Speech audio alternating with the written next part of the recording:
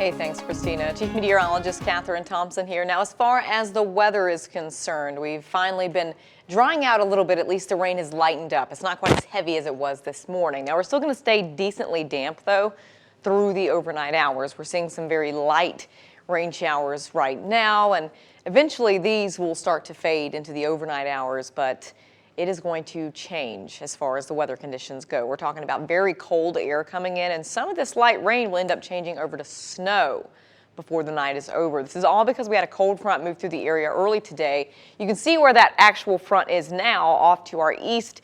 That's where the main bands of rain have gone now, and that's where the best severe risk is this afternoon because that cold front's hitting them, the parts of the coastal plains of North Carolina, Virginia, the Piedmont of North Carolina, Virginia, during the afternoon instead of the morning like it came through for us. So we lucked out, didn't see much flooding, but we're still pretty damp out there, and we're going to see again those light snow showers actually pick up into tonight and into tomorrow. It's going to feel like we've kind of rewound back into winter as we're wrapping up the work week. Now, right now, you wouldn't know it. We're still decently mild.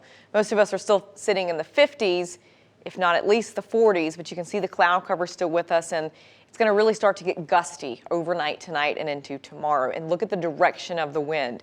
Earlier this week, it's been coming out of the south. That's why we've been on the milder side, especially yesterday. But it's going to shift out of the north and west tonight. Gusts could occasionally be anywhere from 30 to 40, even 50 miles an hour across the high terrain. That's going to make it feel even colder. And this is cold Canadian air coming into our area. We're going to stay brisk with these gusts kind of on and off through Friday, I'm thinking, too. Now, right now, there is a wind advisory out for Greenbrier, Summers, Monroe, Giles, Bland, with Tazewell, Mercer counties. Again, gusts could be up to 50 miles an hour. Not going to rule out some power loss because we've got very wet soil. It only takes a 30, 35 mile per hour gust to take down a tree when that soil is wet. And again, we've got a few more showers that will build in tonight for a few hours. But look what happens as we get closer to midnight. 10, 11 o'clock, we start to see that change over to some light snow, especially along and west of I-77, up those western-facing slopes. It doesn't last long. It won't amount to much. But look how cold we are tomorrow. Highs only in the 30s, if not the 20s for some. We could see a few more flakes kind of build back in for the afternoon. But again, snow won't amount to a whole lot. Generally a trace to around an inch or two at the higher spots. Western Greenbrier, Northwest Pocahontas counties could see a little bit more. There is a winter weather advisory out for Northwest Pocahontas. You can see up to 4 or 5 inches, especially up near Snowshoe.